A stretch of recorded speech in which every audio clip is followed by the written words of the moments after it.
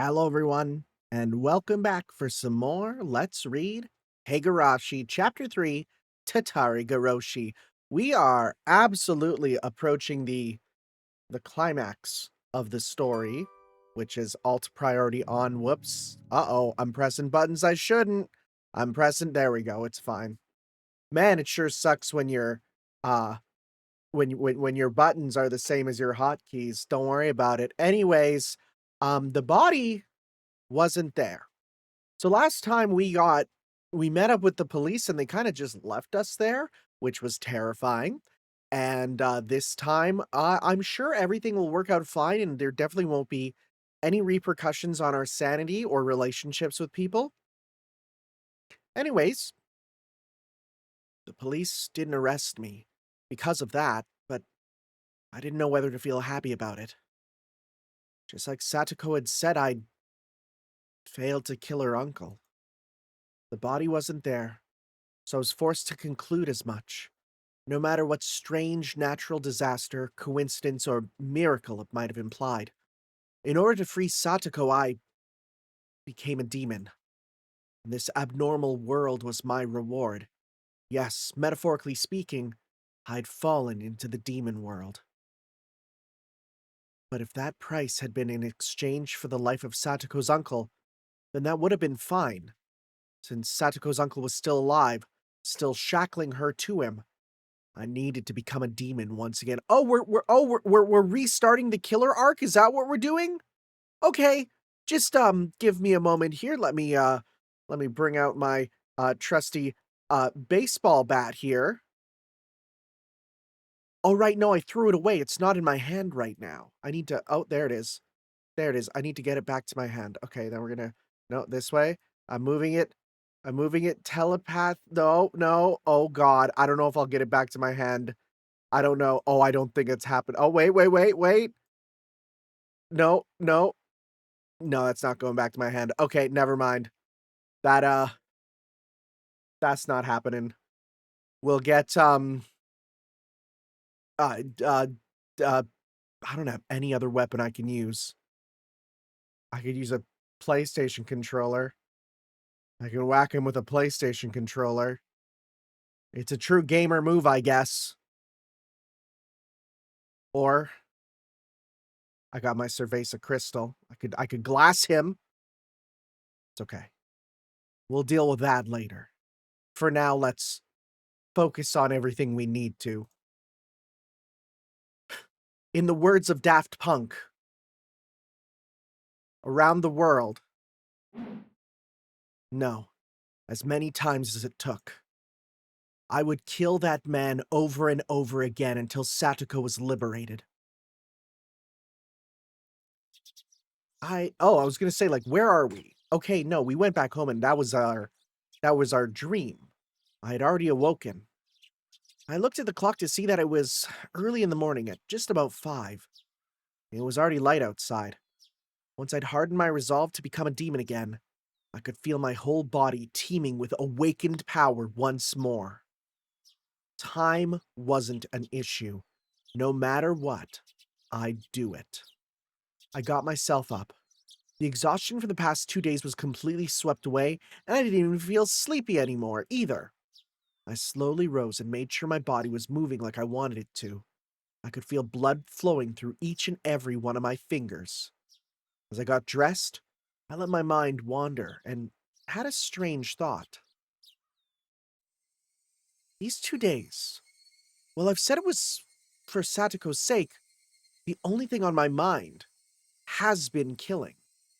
I've said it was for Satoko, but while actually carrying out the act, I'd completely forgotten about Satoko, albeit only temporarily. Maybe initially it was for Satoko's sake, but now I was just a demon, killing for the sake of killing. That's a surprising amount of self-awareness, actually. And as a result, I'd sunk into a world fit for a demon. For such a demon. Maybe it was the same for Satoshi. He resolved himself to kill his aunt to save Satoko, became a demon, then disappeared from the sunlit Hinamizawa, vanishing into the demon world of Tokyo. which meant that after all was said and done, I'd met the same fate as him. I tried to avoid making the same mistakes, but it happened anyway, which meant that maybe Satoshi was here. Satoshi had come to this world a year before me, so he would be here somewhere. Oh, again, what's with the bells? Then, surprised, I stopped walking. There was... Is that meant to represent the footsteps? There was the second set of footsteps I'd grown so used to hearing. お前、ひょっとして、サトシなのか? I considered it, but I don't think it is. The empty, lifeless air wouldn't give me an answer. But I felt a strange kind of relief that there was someone there, that Satoshi had stuck with me the whole time.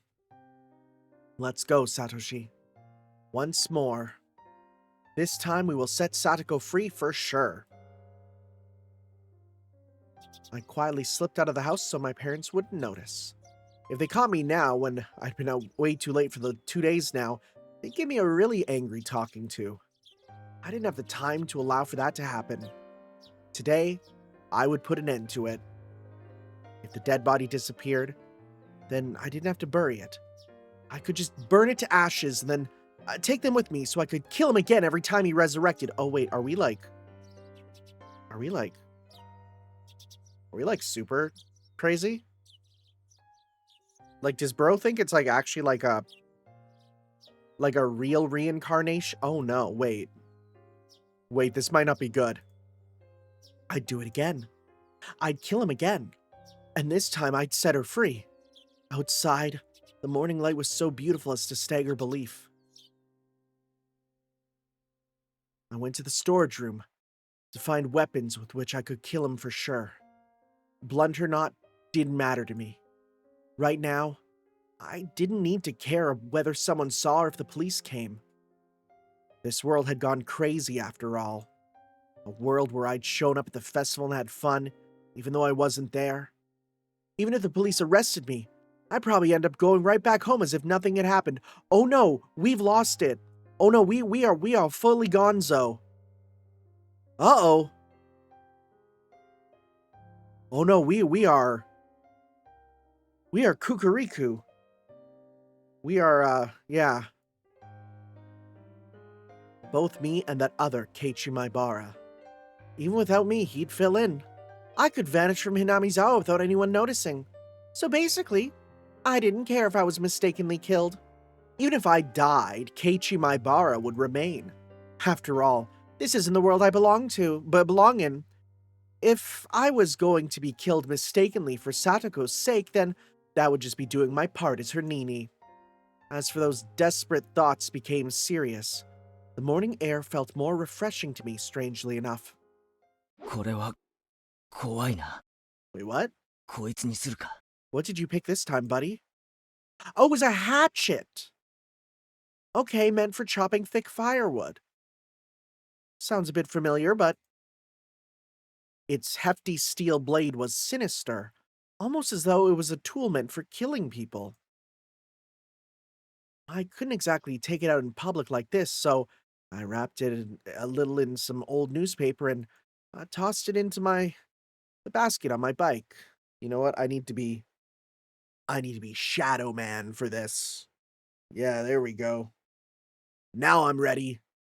Let's do this, 'cause I'm evil mode. 連日、悪い用事に使ってばかりで悪いな。 Oh, you're talking your bike. 今日も頼むぜ。俺の足。 Or not your legs. Oh no, it was your bike. I apologized to my bike for some reason. Yeah, okay, I was a bit confusing. For the past 3 days, I've only used it for dangerous things. I've been riding this bike ever since I lived in my old town. I could walk most places I wanted to go, so I hadn't used it all that much.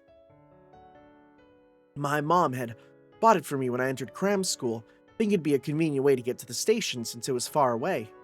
So I'd always use it to go back and forth from cram school. I'd only ever put textbooks and class materials in the front basket too.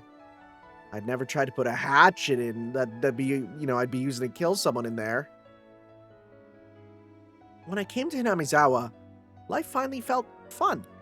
I met the best friends ever and had some of the greatest times ever. Those times might have been shattered now, but it was my greatest wish that I could get them back, even if I had to risk my life to do it. That's how fun those times had been. I killed someone, and now I was at it again, needing to kill someone again. Murder was a crime. Did you know? I didn't believe that people should ever think murder was okay. But still, the times I'd had were enjoyable enough for me to commit such a crime.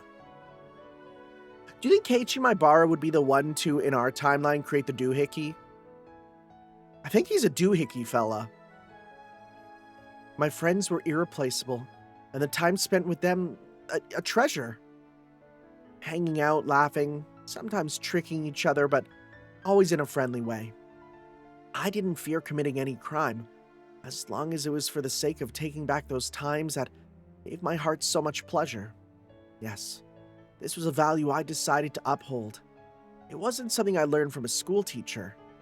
It was a noble path that I chose for myself. Me, the noble murderer. I thought back to when I'd first come to Hinamizawa.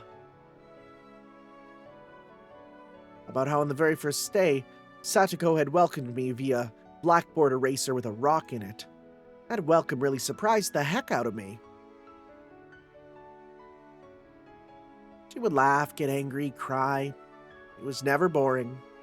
She was obviously the most childlike one among us, but she was actually lively, full of vim and vigor, and good at meddling in other people's business. Do you think she's young, but at the same time, do you think the reason that she's the most childlike is literally, physically stunted growth? From, the abuse?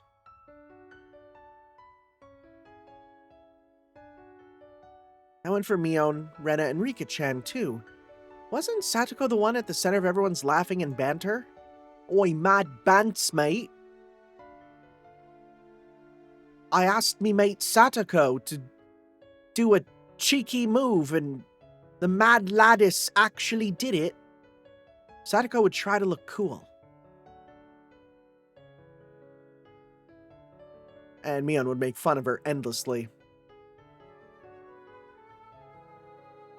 Then Satoko would cry, which would put Rena in a state of ecstasy. Rika-chan would be greatly delighted. And I happened to get mixed up in it. We would always fool around like that. It was lonely when someone wasn't around. If I had to name one for whom it was the worst, it would have been Satoko. Her smile was everyone's smile. Ever since she stopped smiling, so did the rest of us. And for the rest of us, not smiling was the same as dying. It was just like when I was silently going to cram school every day, just to maintain my unchanging test scores. So basically, we were nothing when she wasn't smiling. She was full of hot air, but she was our princess, cute and unhateable. In that case, I was her knight, searching for the dragon's castle in order to win her smile back. You know, that dragon. Murder. ナイトなら武器は剣だろ。ツーハンデッドのかっこいいやつ。 Hell yeah, dude.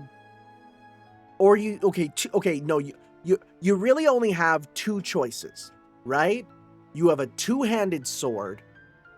I can't put my hands, my hands are put together right now. You either have a two-handed sword or you dual wield. Those are your only choices, right? Don't pick sword and shield. Unless you can use oils. Cause God, those oils are strong. God, those oils are strong. 錆びた肉厚のナタで挑むナイトは多分古今東西俺一人だな。 You know what? Knights have fought with weirder stuff. You'd be surprised. Then I saw an old person on the ridge of a field waving to me. おやケイチ君かい Is this just a random villager? 朝のサイクリングかいねおはようございます。 Oh my god, we're so cheery right now. I reflexively waved back in a refreshing way. Should I really have been Feeling so happy? Waving like that? Satoko's house would be right past this road going past the rice paddies. The cicadas had woken up too, and the next thing I knew, I was the audience to their daily chorus. I gave myself a hit or two in the head and drove away my merry morning mood. I took a deep breath and tilted my head back, quelling my pointless excitement. The body wasn't there. Its absence either meant my killing him had been an illusion, or that I'd killed him and he'd risen from the dead.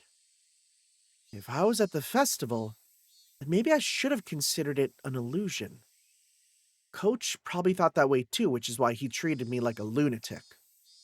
But it being an illusion was just impossible. I killed him without a doubt. Without a doubt. If that had been an illusion, then that would make all of this Hinamizawa I was in right now an illusion. If that was the case, then here's how it would end up. I was actually in a vegetative state due to a traffic accident, and I was currently dreaming in a hospital bed about how great it would be to spend time with friends and rice paddies like this. Hey, guess what? If you write that in your story, you're a hack. I've always hated the coma theory stuff. It's not just bad storytelling. It's just worse, it's lazy. You're a lazy person. Like it's like ending your story with "it was all a dream." Don't do that. Don't do that. I would rather the story not exist. Don't end stories like that. That was a terrifying thought, though. If this wasn't an illusion, then the only possible answer was that he'd resurrected. It would make him a literal monster. But if he was such a monster, then I was no less than a monster myself. I didn't hesitate to kill someone, and I could even wield curses. Takano-san had died probably because I'd cursed her. Or maybe that was a little much. If Coach and Oishi died too, like I'd cursed them to yesterday, well, then I'd believe it. I set my bicycle aside and went to take a look. Can you imagine if actually we're like super cursed? And like we kill everyone around us except the person we want to kill? Like it's like a reverse stand where it's like you get the desire to kill someone and it will kill everyone else but that person. That would be the worst power ever. His motorbike wasn't here. Well, of course it wasn't. I sent it down to hell that night, throwing it into the Onigafuchi swamp. Or maybe, just like how the corpse wasn't here, maybe the motorbike didn't get thrown into the swamp either. The fact that his bike wasn't here might have been because he had gone to town and hadn't come back, not necessarily because I'd thrown it into the swamp. If her uncle wasn't around, then, well, that was convenient on its own. Then I would just show myself in, wait for him to return, sharpening my hatchet. If he was there. Forgotten sensations came back to my gut. A feeling of tension rose within me. The sensation was like poison dulling my actions, but it could also be the trigger to allow me to awaken to my superhuman, otherworldly self. Are we Chuny? I think he's at the age where he'd be Chuny. And I can't think of anything worse than murder Chuny. I held the hatchet, still wrapped in newspaper. Its weight in my hands was profound, sinister, and reliable. I hadn't put on my watch, so I didn't know what time it was. It was probably still a little before 7. Satoko would probably be awake preparing breakfast and her lunch, but her uncle would probably be lazing around in bed. A guy like him would have stayed up late drinking and probably always sleeps until noon.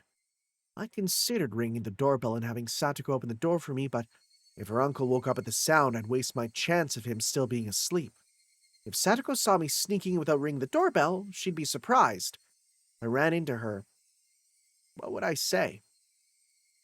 I've come to kill your uncle for you, so stay quiet. No, I couldn't do that. That'd be like making Satoko responsible for his death. Be quiet and go wait outside. Well, maybe that would do it. How would Satoko react to that? She'd probably try and get me to give up on killing him. I'd have to lie somehow to get her to go outside. Satoko didn't need to know that a murder was going to occur in this house. I couldn't quite think of a good lie to tell her, but I couldn't do much just standing around like this. I made up my mind and grabbed the doorknob. You can tell this is in Japan because they leave their doors open. Then slowly turned it and pulled. It wasn't locked. The gap between the door and the wall steadily grew larger. The chain wasn't even on. The oppressive smell of life in Satoko's house hit me. At the entrance, there were a few pairs of shoes and sandals. I couldn't tell whether he was here or not just by looking at them. I could hear a television on somewhere. God, wow, oh, geez. Bro, you live like this? I think the craziest thing is just the giant-ass bottle of soy sauce on the ground there. That's crazy. Why would you even need that? Scoppy tissues. Oh, there's tissues? Gross. I don't want to think about the implications of that. Ugh. The television was in the messy dining room. Nice CRT, though. There was food scattered about the table, giving an impression decidedly different from a happy family's mealtime. Meals were for eating food while thanking the person for making it, meaning whatever occurred in this dining room wasn't a meal. Nobody in sight. No sign of anyone either. But with the television on, he must have been close. Would he have anticipated my coming and be hiding, waiting for me? The tension I felt was so thick, so tight I thought it would choke me. The newspaper wrapping the hatchet's thick blade didn't hamper its power at all. I tightened my grip on it and very carefully took a look around. Where had those peaceful days from before I arrived here gone? Even the sound of sweat bubbling up on my brow got on my nerves. And then, I looked at the table and realized something. This wasn't breakfast. The grains of boiled rice were all hard and dried up. Then, was it last night's dinner? Uh-oh.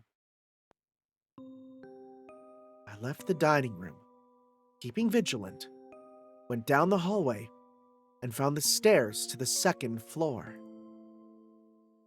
When that man was playing with his friends, he looked out of a second-story window. It was highly possible that room was his own, and that he slept there. I tiptoed up the edges of the stairs, quietly climbing, without making a sound. Couldn't hear any kind of snoring. I didn't hear anything up there. I went through a few rooms, slowly and quietly opening the paper doors, checking inside. But I still couldn't find anyone around. To search more efficiently, I got down on the floor and pressed my ear right up to it. I could hear the television in the dining room and a low hum, perhaps of boiling water. It was then that I started to harbor some feelings of suspicion. This house wasn't right. It seems like people had been here since the TV was on, but it wasn't normal for nobody to be around this early in the morning. I silently descended the stairs and went back into the dining room. I looked at the food scattered about. Completely dried up rice. An overturned bowl of miso soup. The package for a side dish bought at the supermarket. I could tell Satoko had definitely been the one who made this. The food was far from Mion's perfection or Rena's gentleness, but it was sincere. Judging by how she cooks for me at my house, and from the type and amount of side dishes, I deduced the meal was from last night. The number stamped in the food package read 830620, June 20th, 1983. That was yesterday. And there was food for two, which meant that This was last night's dinner, and Satoko's uncle would have been here then. Stop it, Keiichi. Don't even think about saying the word impossible again. Anyway, her uncle was here last night. That much was the truth. He had found fault with Satoko's food, thrown the bowl of miso soup, and flung the rest everywhere. Hidden deep within my feelings of calm and composure was lit a flame of anger and a curse. Should I have ever shown this man any mercy? Bump. Is that the sound of something? Oh. Are we gonna go and he's gonna be like in the basement being abused himself? There's like no way, but what if? I heard the sound again. The one from before, like a water boiler. What was it coming from? The first floor? But where? The bathroom, maybe? I hear the noise coming from the other side of the frosted glass at the far end of the changing room. It had to have been the sound of the water boiler for the bath. Steam was enshrouding the glass door, and the heat from it was leaking into the changing room where I was standing too. My misgivings deepened. People didn't normally take a bath this early in the morning.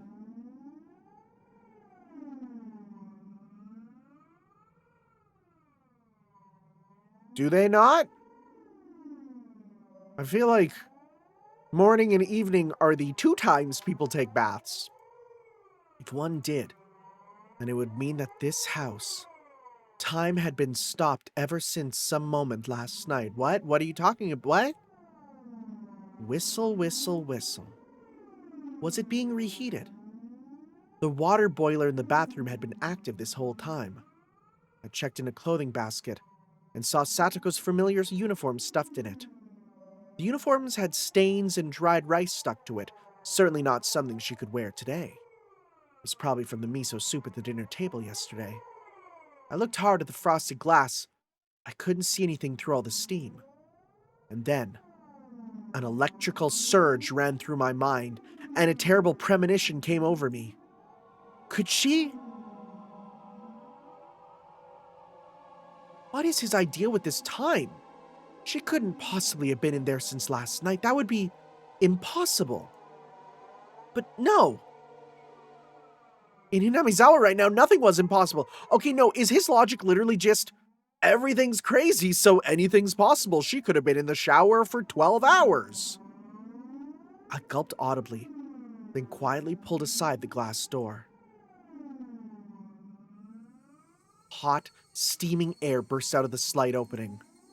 The fan wasn't on in the changing room, so it went completely white with steam.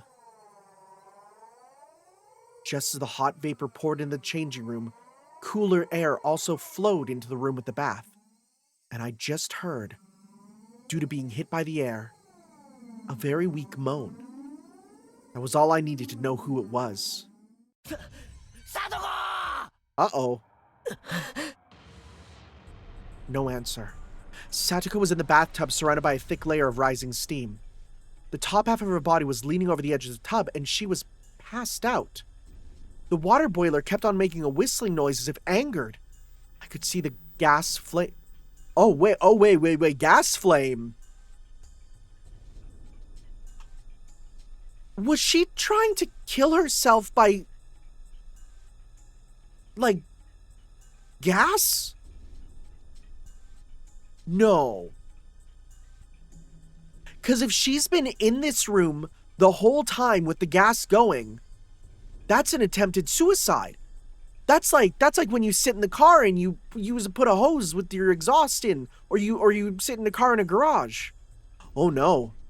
I could see the gas flame through a small window. I didn't know they used gas flames. It was roaring at full force, completely blue. Satoko's entire body was, oh my god, oiled red and flaccid as though her bones had melted away. She was almost like a doll as she laid there unconscious. I wasn't sure how many seconds had passed as I stared in complete bafflement. I came back to my senses and promptly shut off the boiler, and I dragged Satoko's small body out of the bathtub. The water in it was as hot as the water in public baths. Was she in this boiling water for the entire night? She'll die. She'll die! Satoko's body was lighter than I expected as I laid her on the floor and wrapped her in a towel. I went back to the bathroom and opened up the vent, creating a path for the cool breeze to come through. Upon the breeze hitting her, Satoko moaned again. 大丈夫かサトコ俺だケイチだわかるか聞こえるか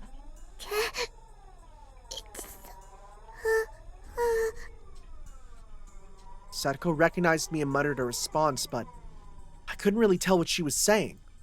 Her eyes were muddy and unfocused. I could tell she wasn't completely conscious. Boy, how do we call for an ambulance and explain why we're here? On closer inspection, her limbs and waist were twitching slightly. This was way worse than normal overheating. This was dangerous. Didn't they call this heat stroke? Think, what will the teacher do if the girl passed out in the middle of summer during a marathon in gym class or something? Turned the water faucet in the kitchen all the way on and soaked a towel in it. I then took the cold towel and pressed it to Satoko's forehead. Satoko reacted harshly to the coldness and let out a muffled voice. For burns, right, you would soak the burn spot under running water. Then, could I run cold water in the shower and cool her off like that? No. If it was that sudden, it wouldn't be good for her heart and she'd go into shock. I think I read that once before. This was about as much nursing as I could possibly give her. Anything more than this would be too much for the likes of an 大 amateur. 丈夫かサトコもう大丈夫だからな必ず俺がニーニーが助けてやるからな 5039 What? 5,039? 5040 Yeah, I need to open up a thing. 5,004. So 5,000, right? 5,000. So 50.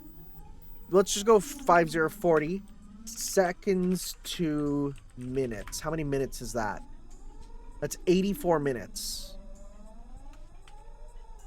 Okay. 84. So, okay, so she might have been in the... Okay, so if that is seconds, at the very least it's been an hour and not 8 hours. What was Satoko reciting under her breath?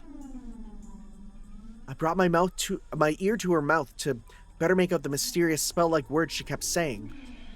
At that moment, I understood what they were サ for. トコお前 Yeah. 数を数えてるのかなんで People tell little kids in the bath to count to 100 a lot, right? This must be a Japan thing. I've never heard this before. Satoko was counting like that. But 5,039? バカ野郎お前の家の風呂はいくつ数える決まりになってんだよ That's okay, that's double that, so 2 hours in the bath. I doubted my ears and doubted her common sense. 10,000? ふざけるなバカ野郎1万なんて数えられるバカがどこにいるんだよ数えられるわけねえだろその前に油断って死んじまうに決まってんだろどうしてこんなことに おじマガ Last night, her uncle flew into a rage at the dinner she'd made, saying it stunk and was inedible. Satoko didn't understand what on earth he meant. It wasn't much different than what she usually made for him. Maybe he hated the smell of the pickled vegetables she brought in particular. Those are delicious, how dare you? Her uncle then decided the stink was originating from Satoko and shouted at her that she never ever took baths.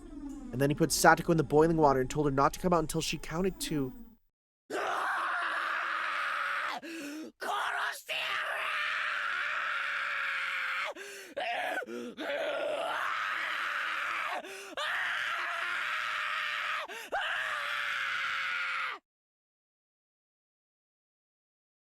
God, the vocal performance of this game is one of the best I've ever played. I snapped and exploded. Raising the newspaper-wrapped hatchet, I stampeded through the house. I searched for anything. Traces, smells, vibrations, heartbeats. With a war cry, I raced up the stairs with such a force I could have stomped a hole through them. Then I found the futon in the room I thought to be her uncle's, and well aware he wasn't sleeping, and I bashed it with the hatchet. Did he run into the closet? I'll bust through the entire closet down, door and all. If he's not in there, maybe there's a secret door. Any switches or levers in the walls here? Wow, that's crazy to think about that before video games were a big thing. I smashed into wall after wall with the hatchet, crushing them. Dust rose into the air and broken pieces scattered about the floor. I smashed all the glass windows too for good measure.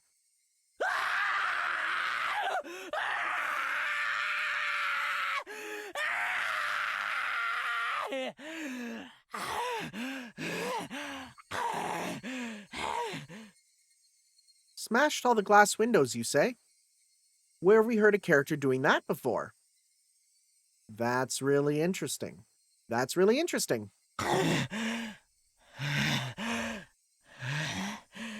After I destroyed everything beyond recognition in her uncle's room, my reason finally kicked in and I suppressed my emotions. Anyway, our uncle wasn't in the house right now. I'd have to leave killing him until later. Right now, I had to do something about Satoko. I went back to the changing room. Satoko was still lying limp on the floor. There was nothing more an amateur like me could do for her. I needed to take her to the clinic. Coach had treated me like a lunatic yesterday and tried to lock me up in a mental hospital. I never wanted to see his damn face again, but I still needed to go to the infirmary one more time. I needed to have a doctor look at Satoko. Thought about putting her in the dirty uniform lying in the laundry basket, but I had no experience dressing someone, so it'd be pretty difficult. Shit, I don't have time to be wasting here. I eventually gave up on clothing her and decided to carry her in her bath towel. The clinic was close to Satoko's house. Probably faster to carry her there than call 199 and get an ambulance. I didn't know that it was a different number for Japan. Threw the biggest towel I could over her, prompted her to 立て stand. るか俺が診療所までおぶって行ってやるから。ありがとうですわ。 Oh, that was a little desuwa. Her words sounded clearer than before. She was starting to come back. I cried tears of relief knowing she'd improved even a little bit. Satoko turned over so she was lying on her face, and then put up a weak struggle to get on a knee. I smoothly swept her up and put her on my back. The towel I put on her seemed like it was about to fall off. Oh god, of course it would. Her skin is probably red raw right now. And like, have you ever had a towel on when you've burnt yourself? すぐ着くからしばらくの間だけ我慢してろ。 It didn't hurt one bit to carry Satoko. She was light. Too light. The lightness actually made me uneasy. Outside it had gotten hotter, as though eager to attack Satoko. Fucking cicadas. Why did it have to choose this morning to get so hot out? I didn't have any time to swear at them. The clinic was this way. Hoisting Satoko on my back, I broke into a trot. Oh my god. You know, this game sure loves to put that exact pit in the stomach. You know, the one where you feel like everything's going wrong and you want to die? Yeah, boy, it sure does that a lot. The hilly road to the clinic, with which I had never had difficulties before, was now torturous. Big beads of sweat formed on my brow, and at some point my breath had grown faint. The hatchet in my belt was heavy, made it hard to walk. Why did you take that with you, buddy? You could have... I feel like you could have left that. Yeah, I considered oh, okay, no. The bloodlust still remains. It's a high-power weapon, you can't throw it out. I considered leaving it, but I couldn't let it go, at least not while Satoko's uncle was still breathing. The signboard for the Irie clinic came into sight. I swear to God it says closed. But I quickly noticed something odd, so I stopped. Several red revolving lights were flashing at the clinic. 3 police cars were parked in the parking lot with their lights on. What? Okay, wait. If it was just ambulance lights, it'd be one thing. 3 police cars with lights on? Uh-oh. Something had happened, yeah. I didn't want to see Coach, so I planned to leave Satoko in the clinic waiting room and give the receptionist a message. With that police officer Oishi here, I couldn't go inside so carelessly, unless Oishi is in here having a heart attack. なんですの？ Oh my god. Oh my god, you have a Sprite. パトカーがいっぱいいますですわよ。 Oh, you look... Okay. They did pull back a little bit in terms of the burn marks, because I imagined her twice as red. I gently put Satoko down in the shade of the わ thicket. からない。様子を見てくるから、しばらくここにいろ。レディをバスタオル1枚でこんなとこに置いてくなんてなってませんわね。それだけ悪態がつけりゃ Yeah, I 大 was 丈夫 gonna だ。 say. I'll be right back, I added, getting to my feet. Cautious of my surroundings, I hid myself behind a car and got closer to the officers grouped at the clinic's entrance. I overheard an officer wearing a necktie, probably their leader, and a white-robed doctor having a discussion about something. The doctor didn't seem to be Coach. It was one of those who Coach told to make tea じ yesterday. ゃあつまり最初に見つけたのは朝当番のあなただったと。それでどんな感じだったんです？事務室の所長席のソファーに座って居眠りをしているように見えました。 Oh my god, did he actually have a heart attack? で、机の上に水差しと空き瓶になった睡眠薬があったんで、あなたはすぐに睡眠薬で自殺したんだと考えたと。Huh. それで高熱と瞳孔の拡大に重度の意識障害も見られました。 Did we actually kill Oichi? 睡眠薬中毒の典型的な重症例だと思いましたので、直ちに対応に入りました。 Hold up, is...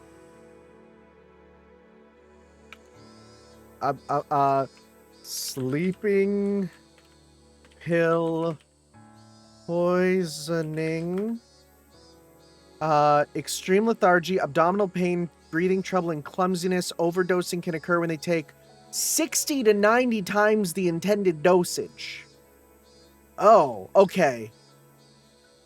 Okay, so it's not... Okay.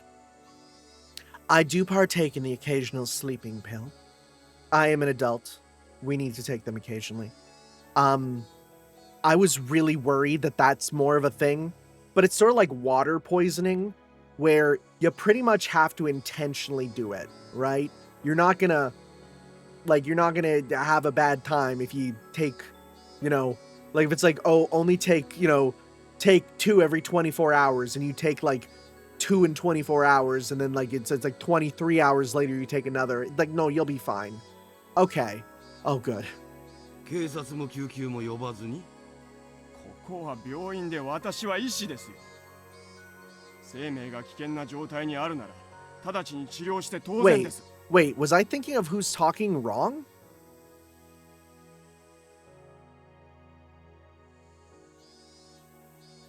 Wait, is this... Wait! I thought the head office was for the police. Are we saying that... Are we saying that Irie did this? ああ、まあいいからいいから。それで呼吸が不正常だったので人工呼吸を施しました。合わせて呼吸刺激薬を投与。 Which one was it?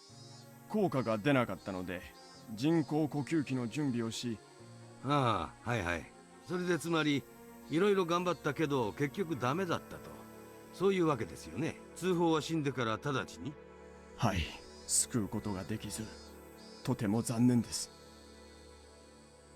Just then, a radio in one of the police cars started to buzz, producing a broken mechanical voice. こちら本部、こちら本部。小宮山さん、聞こえますか？どうぞ。もしもし、小宮山です。ああ、お疲れ様です。睡眠薬での自殺みたいですね。Oh god. 遺書の類はなし。 Suicide? What the heck were they talking about? Someone had committed suicide at the clinic. But who? I feel like the answer's obvious. I wished Takano-san dead. Oh my god, we wished Coach dead. And now we need him to save Satoko.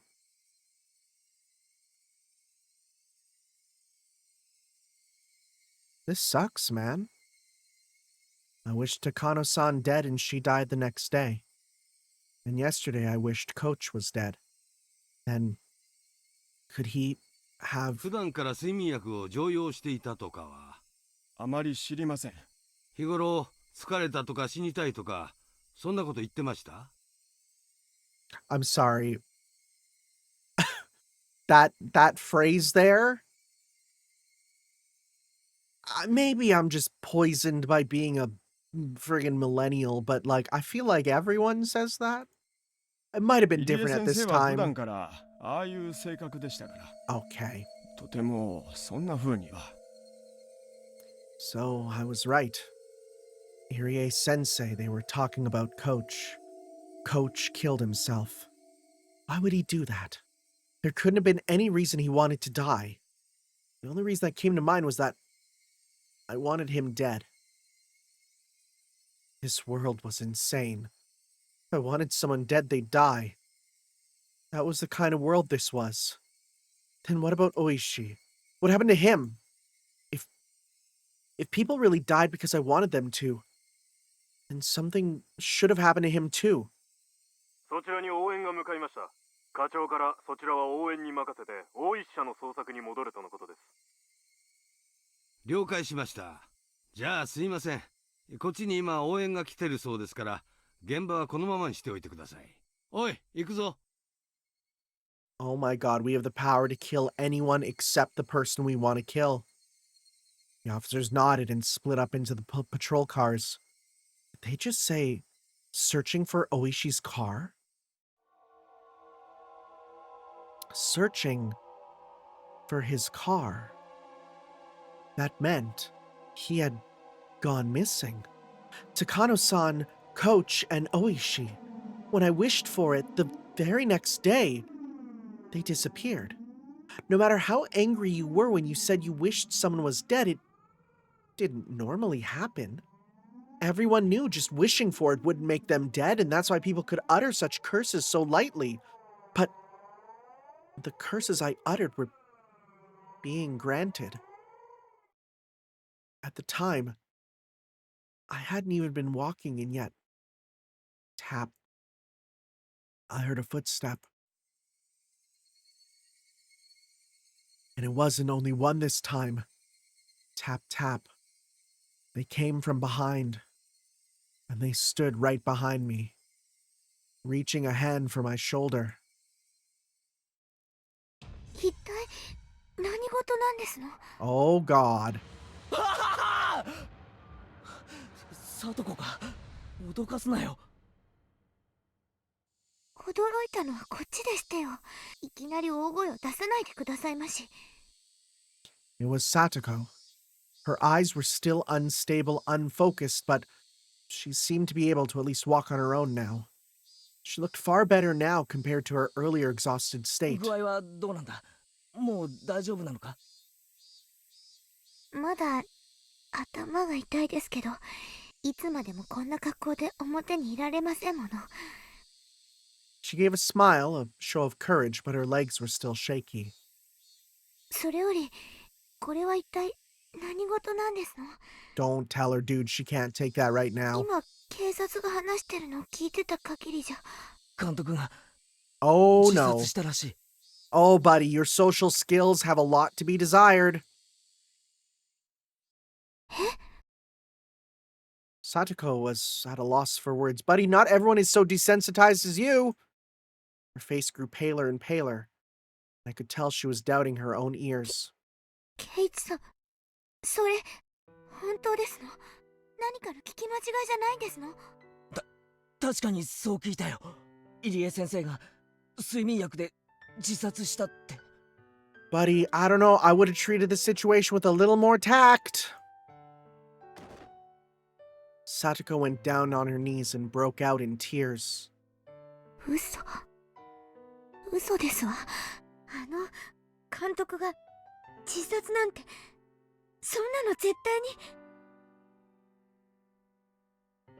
I'm sorry, Satoko.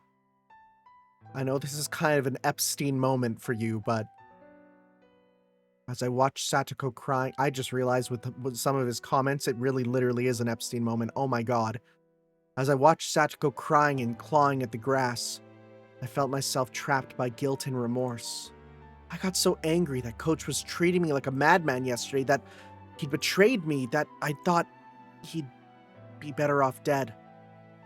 But even Coach, who to me deserved to die, still must have had people who loved and respected him. Like Satoko here. In my selfish, egotistical anger, I wished for his death and it was granted.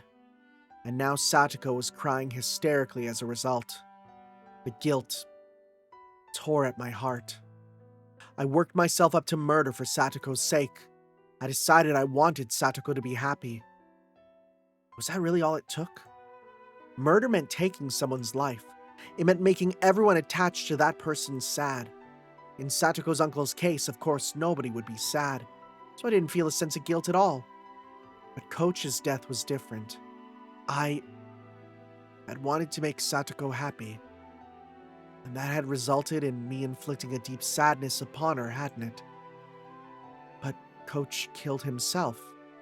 It wasn't my...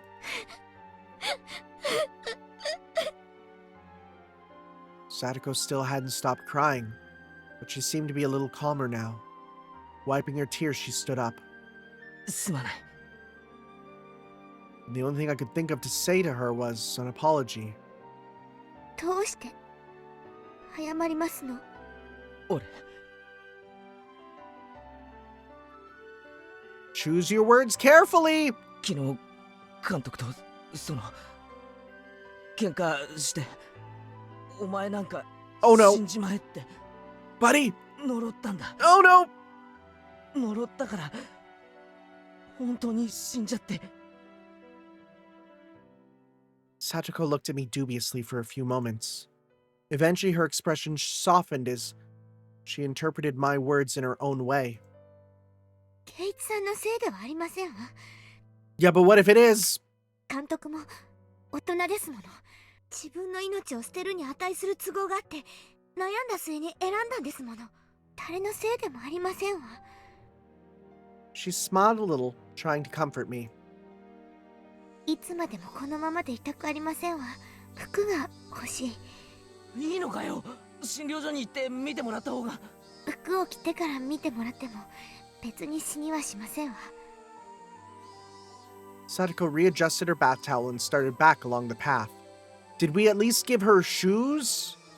Her stride was wobbly, and it didn't look like she'd recovered as much as she let on.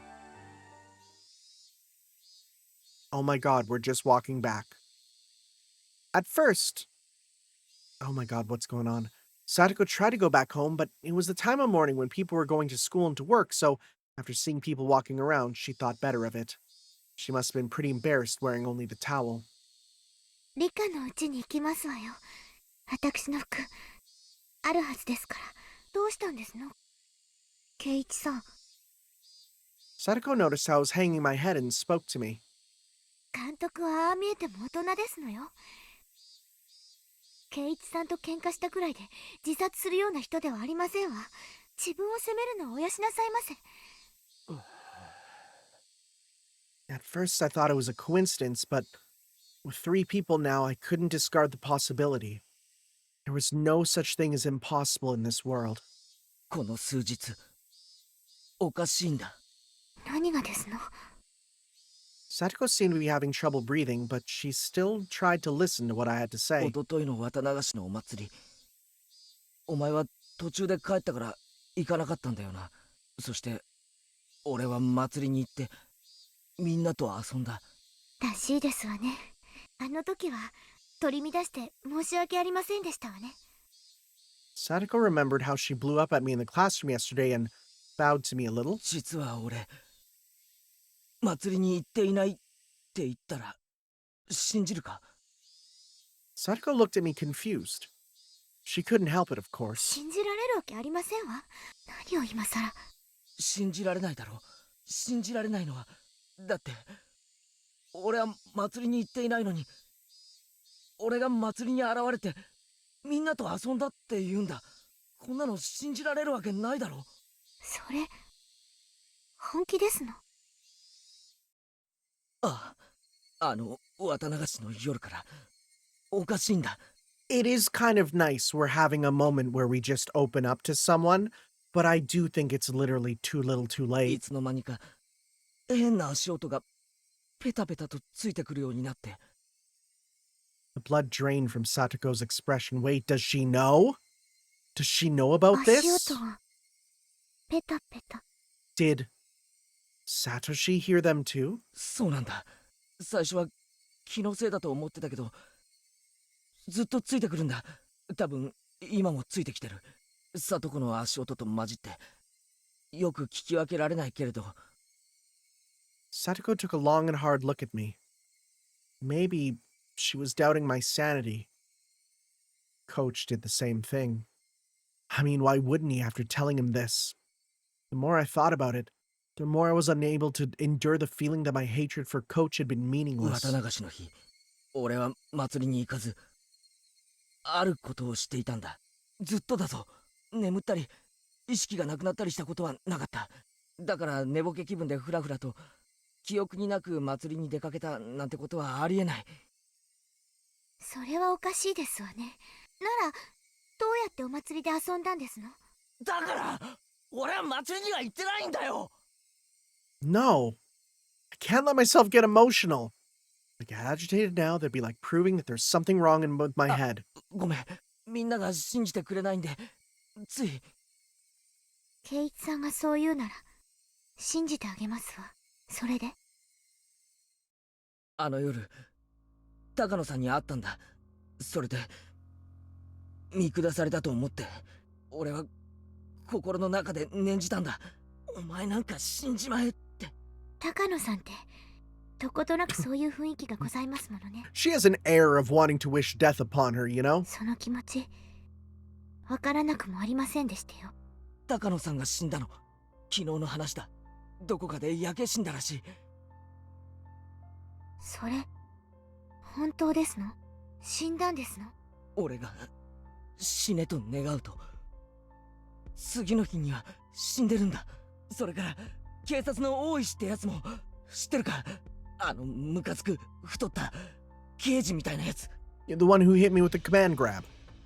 Satoko nodded a little. さっき警察が話してるのを聞いたんだが、どうもあいつ Well, 行方不明になってるらしい。 let's not jump the gun here, buddy. We were told that his car was missing, which could literally just be that somebody went and like stole his car. Like I feel like that's more of a logical thing that could have happened, right? And I could absolutely see them subverting this with actually Oishi's not dead and the rest has been coincidence, right? I could see them going that path because they just said that his car is missing, which it happens. It happened to my dad. My Digimon Tamer's Digivice was in there. 実は昨日あいつにも死んじまえって念じてたんだ。それ本当の話ですの？嘘じゃない。俺だって信じたくないけど、本当の話なんだ。高野さんも監督も大石も、俺が死ねと念じたら本当に死んでしまったんだ。 For a little while, Satoko was at a loss. A long silence ensued. それは怖い話ですわね。圭一さんにせめて嫌われないように気をつけませんと。それだけじゃない。もっとおかしいこともあるんだ。それはお前のおじなんだ。 Oh, buddy, where are you going with this? おじさまの話はやめてくださいましな。昨日いたんだろ、お前の家に。あの人の話はやめてくださいます。 I'm scared. 嫌なんですの。ありえないんだ。あいつがいるわけがないんだ。やめてって言ってますのよ。いや、あの男が綿流しの夜以降、だってあの男のことはもう嫌なんですの。俺が殺したんだ、この手で。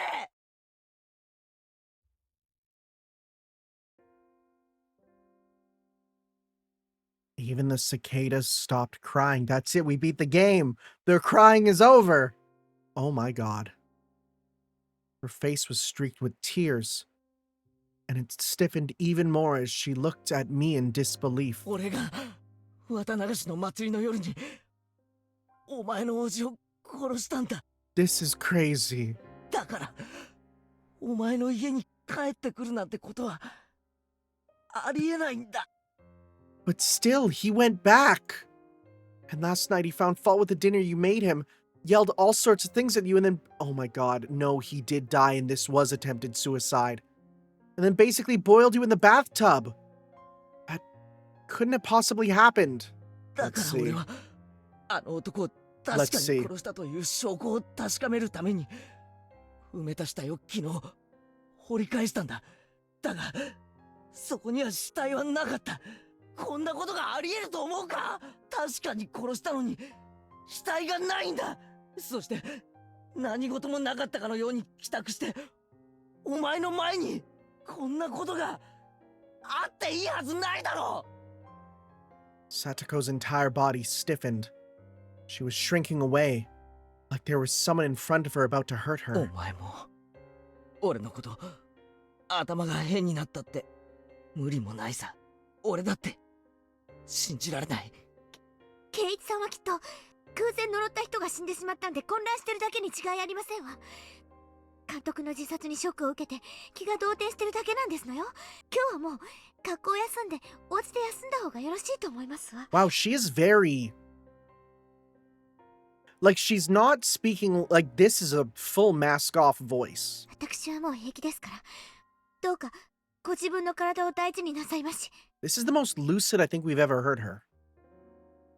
Satoko spoke like she understood me, but she also told me to go home. I could see the revulsion in her face and knew that she didn't want to be around me anymore. サトコをちゃんと診療所まで見送ったら俺も帰る。サトコだってまだ足元がフラフラじゃないか。途中で倒れたら大変だぞ。私はもう本当に大丈夫なんですのよ。男の人にいつまでもこんな姿を晒していたくないんですのよ。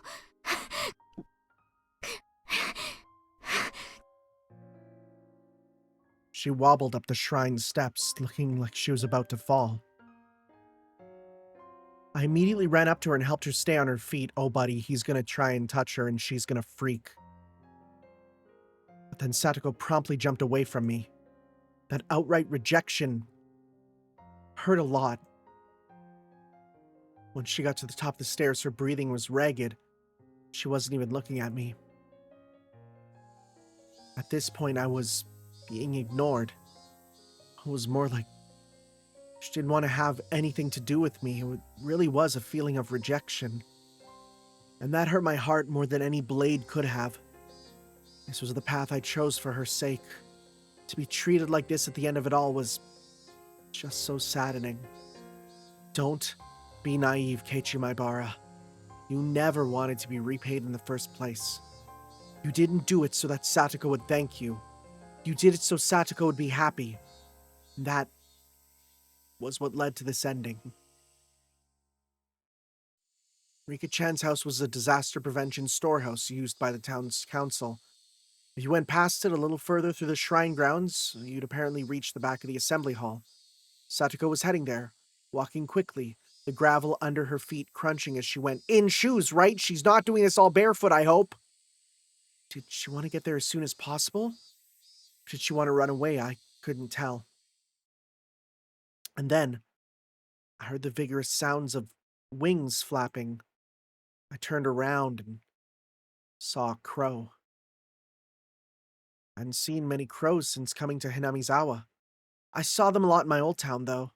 On garbage day, they'd flock to trash collection points, peck through the bags with their beaks, drag out the contents, and have a feast. As I was remembering that, I saw a few crows flocking around the shrine's donation box. And I thought how terrible it was for someone to leave a garbage bag in a place like this. I swear to God, if we get there and Rika's dead! Cicadas quieted. Breathing stopped. Thoughts ceased. Even time came to a halt. I ran over to where the crows were flocking. I ran there. Yeah, right, in order to drive a horrible idea out of my mind. I definitely hadn't wanted this. There's no way I would ever wish for this even by mistake. This was not. This was not.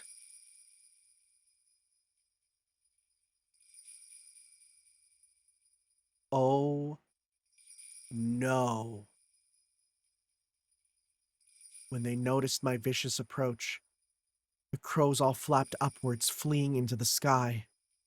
When the crows' big black bodies flew away, they exposed the garbage bag. Oh my god. Oh my god!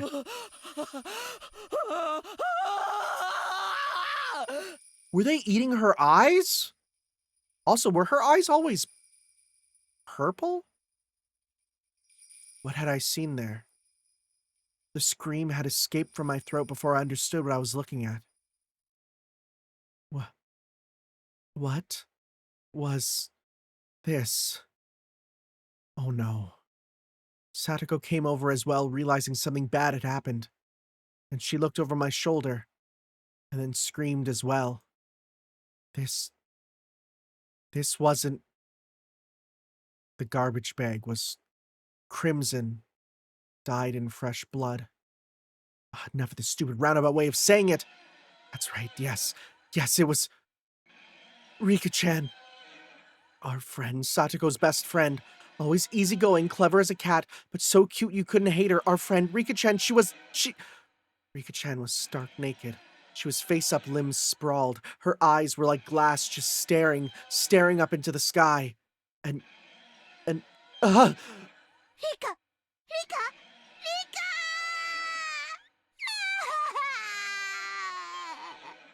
Satoko broke down crying on the spot. And yet, she still couldn't approach her friend's remains. The crows had gotten through the garbage bag and dragged. They dragged out an apple peel and spread it all over. No, crows. They couldn't do this.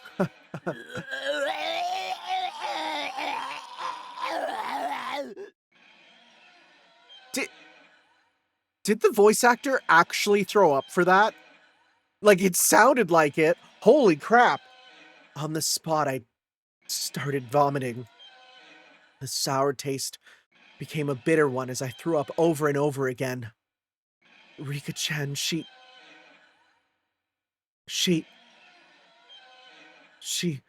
her stomach was cut open, wide open, vertically, completely open.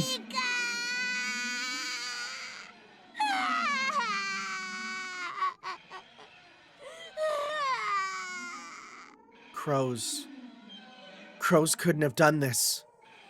And from her open stomach, her organs were, her bowels were dragged out like children's toys left all over the floor.